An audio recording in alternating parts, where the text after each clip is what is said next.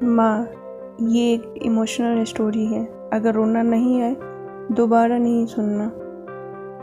बिमल बहुत परेशान था। उसे समझ में नहीं आ रहा था कि वो इस परिस्थिति से कैसे निपटे। वो अपनी माँ को बहुत चाहता था, किंतु उसकी पत्नी और बच्चे उसकी माँ से बहुत दूर भागते थे, क्योंकि उसकी माँ की एक आंख नहीं थी, साथ ही उसकी कमर भी 90 अंश पर झुकी हुई थी। वैसे वह अपना काम सब खुद कर लेती, किंतु फिर भी वो उसकी पत्नी और बच्चों के लिए हमेशा खटकती है। दादी, आप ऊपर के कमरे में जाओ, मेरे दोस्त आ रहे हैं, बिमल के बेटे अखिल ने बड़े बेरुखी से कहा। पर बेटा, मैं तो यहाँ बहुत दूर बैठी हूँ, बिमल की माँ ने बहुत प्यार से कहा। नहीं, आप उनके सामने मत रहो, वो मुझे चिढ़ाते हैं, अखिल ने जोर से डांटते हुए कहा। क्या हुआ अखिल, क्यों चिल्ला रहे हो? बिमल की पत्नी कामनी ने किचन से ही आवाज़ लगाई। देखो ना माँ, ये दादी यही ड्राइंग रूम में बैठी हैं और मेरे दोस्त आ रहे हैं, अखिल ने शिकायत भरे लहजे में कहा। माँ जी, आप ऊपर चली जाओ, क्यों हम लोगों को लजवाती हो? कामनी ने बेटे का पक्ष लेते हुए कहा। बेचारी सरस्वती चुपचाप उठकर जीने के सहारे ऊपर जाने लगी।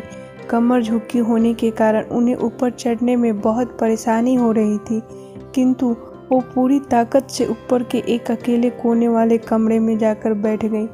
बिमल बाजू के कमरे से सब सुन रहा था। उसे कष्ट हो रहा था कि उसकी माँ को अपमानित होना पड़ रहा है, किंतु वो असहाय था। अगर वो कुछ कहता है तो पत्नी और बच्चे उसका विरोध करने लगते हैं।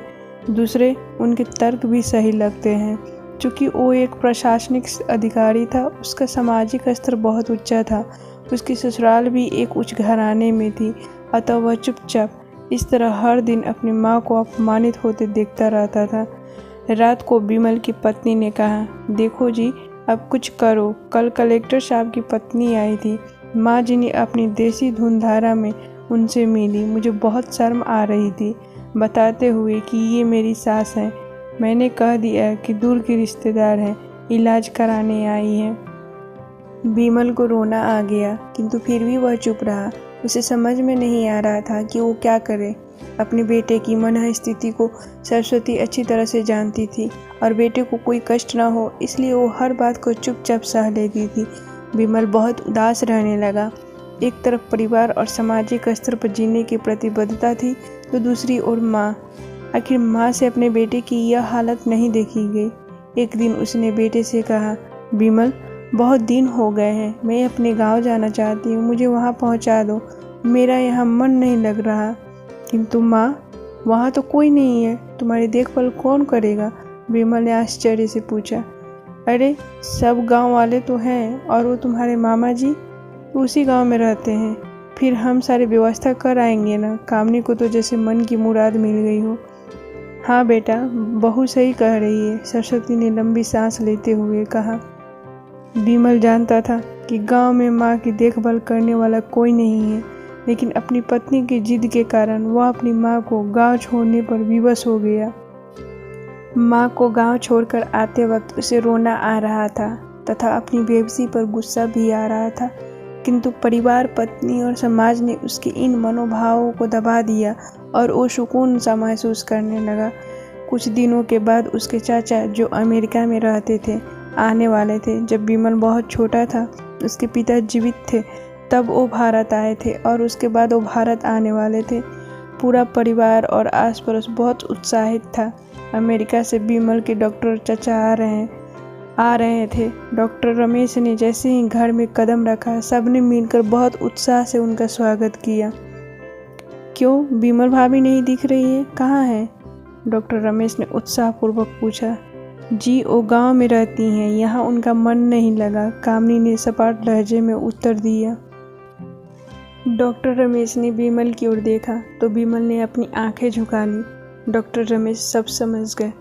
बोले, कल हम भाभी से मिलने गांव चलेंगे, सब लोग। दूसरे दिन सभी लोग गांव के घर में पहुंचे। देखा कि सरस्वती को बहुत तेज बुखार है और वो पलंग पर असहाय पड़ी है। डॉक्टर रमेश दौड़कर सरस्वती के पास गए, उनके पैर छूकर रोने लगे।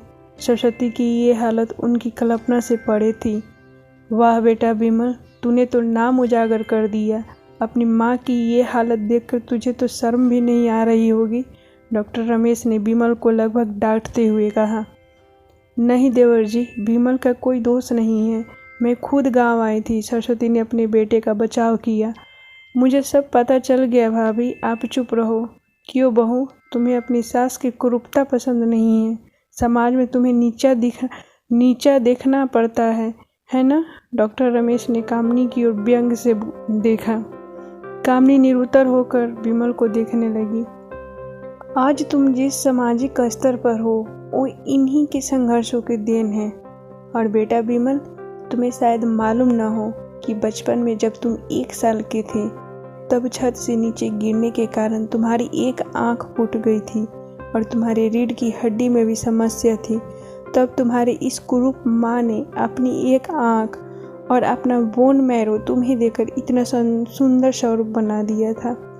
कामनी बेटा, इतने सालों तक संघर्ष करके बेटे को प्रशासनिक अधिकारी बनाने वाली इस संघर्षशील औरत की तुम लोगों ने यह दशा कर दी। तुम्हें ईश्वर कभी माफ़ नहीं करेगा। डॉक्टर रमेश की आंखों से अश्रु जलधारा बह रही थी। अब भाभी, आप मेरे साथ अमेरिका जाएंगे, यहाँ इन स्वार्थी लोगों के बीच नहीं रहेंगी, डॉक्टर रमेश ने सरस्वती से कहा। विमल को तो काटो तो खून नहीं था। डॉक्टर रमेश जो उसके चाचा थे, उन्होंने जो राज बताया उसके बाद तो विमल को यही लग रहा था उससे ज़्यादा पापी इंसान इस दुनिया में कोई और है ही नहीं। वह दौड़ता गया और माँ सरस्वती के कदमों से लिपट गया। माँ, मेरा अपराध अक्षम्य है। मैं जानबूझकर चुप्पी साधे रहा, आपका अपमान करवाता रहा। अब सिर्फ आप ही उस घर में मेरे साथ रहेंगी और कोई नहीं। विमल ने आग्नेय दृष्टि से अपनी पत्नी और बच्चों को देखा। कामनी को भी बहुत पश्चाताप हो रहा था, किंतु उसकी हिम्मत नहीं हो रही थी कि वो सरस्वती से आंख मिलाए। सरस्वती ने कामनी की मनोस्थिति को समझकर उसको पुचकारते हुए अपने पास बुलाया और विमल को डांटते हुए कहा, खबरदार, जो मेरी बहू को मुझसे अलग करने की कोशिश की तो तुझे ही घर से बाहर निकाल दूंगी। कामनी और बच्चों ने सरस्वती के पैर पड़ते हुए अपने व्यवहार पर माफ़ी मांगी और माँ के हृदय ने सबको माफ़ कर दिया। तो दोस्तों, आपको ये कहानी कैसी लगी? अगर अच्छी लगी हो तो please like, share, comments and subscribe कीजिए। Thanks for watching.